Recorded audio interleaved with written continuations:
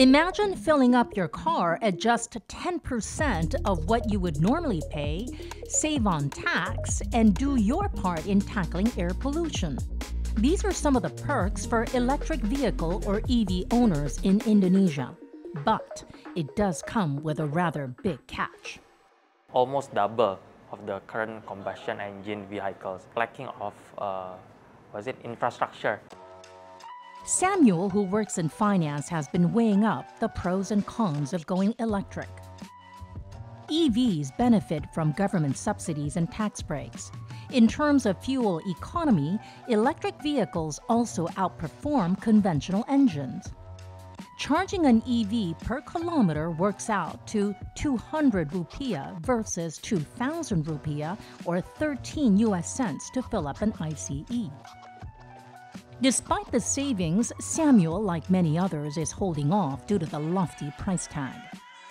Electric cars on average cost almost 620 million rupiah, or close to 40,000 US dollars in Indonesia.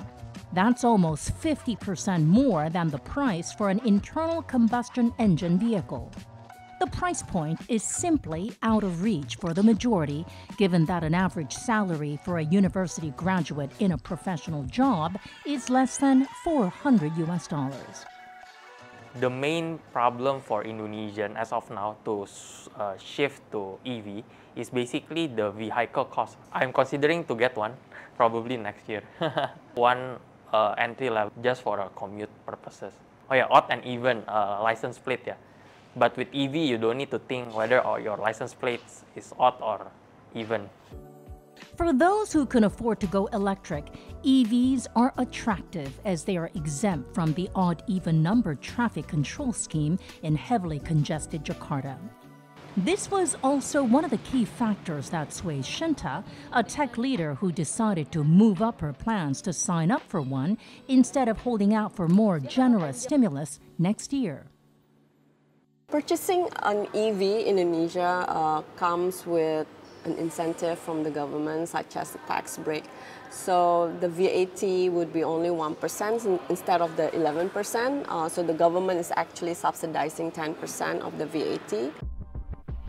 Luxury taxes ranging from 15 to 30%, depending on the cylinder capacity of a vehicle, are also being scrapped.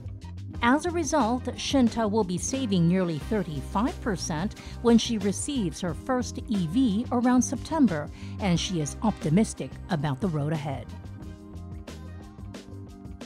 EV is a game changer, seen as the future of transportation and mobility. Achieving target of 20% by 2025, 20% sales on EV.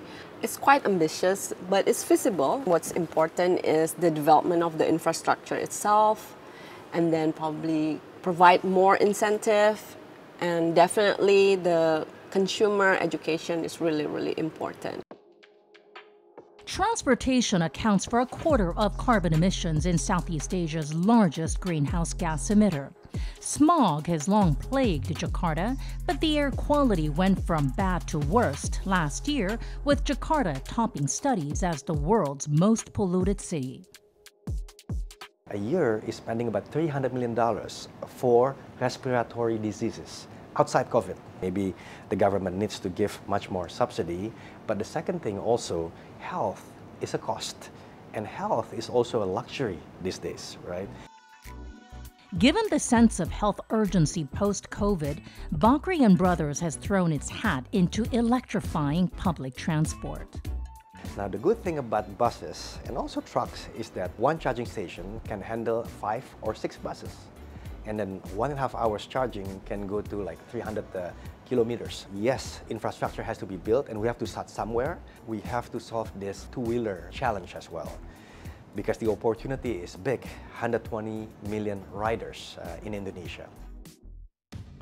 As the world's largest thermal coal exporter pivots towards decarbonization, sustainable urban mobility will need to be part of the solution.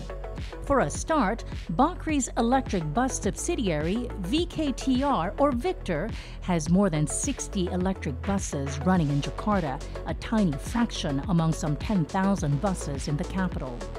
Mostly women say back to us that, hey, we like it when no smell and no sound because you can get to work fresh. This is probably the best way to educate and socialize the importance of electrification, and not only for the riders, but certainly for Jakarta. With a young population and a growing middle class that is becoming more vocal about climate change, Indonesia has a huge potential for EV market growth. The government wants to ramp up EV sales so that they account for 20% of all car sales by 2025, while transforming the country into an EV production hub that leverages on its vast nickel reserves, a key material for EV batteries.